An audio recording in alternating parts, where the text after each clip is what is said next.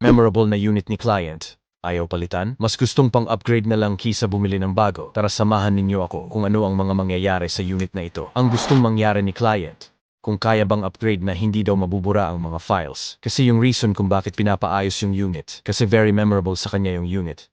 Simula nung nag-college siya hanggang makapasa sa board at makapagtrabaho, etong unit pa rin ang kanyang kasama noon. Ngayon dahil gusto niya ma-restore at magamit, kahit paminsan, pinapacheck kung ano mga pwedeng gawin para bumilis. Kahit papaano. Sinabi niya rin yung screen niya na may tama na rin, pero skip muna ang screen. Pagka-check ko, HDD pa ito, kaya sobrang bagal kumilos. Lumalangoy ang HDD at RAM dahil 2GB lang siya. Of course, upgrade natin ng SSD ito at gawin natin 8GB and kanyan RAM dahil yun ang kanyan max at to the max na talaga. Nag-start na akong mag-alis ng mga tornilyo at nilagyan ko ng konting spray. Inalis ko na keyboard dito, madumi na rin talaga pati ang kanyang likod. Aalisin muna natin ng battery as always at ang kanyang HDD. We need to copy the data muna. Naglinis na rin ng thermal paste at papalitan ko ng toothpaste. Nilagay ko na ang SSD and at bagong 8GB na RAM. Sinubukan ko muna at boom, okay na. Nilinis na rin natin dahil kasama yan sa makeover process at boom, 23 seconds. Nasa desktop na at sobrang smooth na gamitin. Ready na ito ibalik kay client. Ikaw ba? May memorable kang unit? Share mo naman.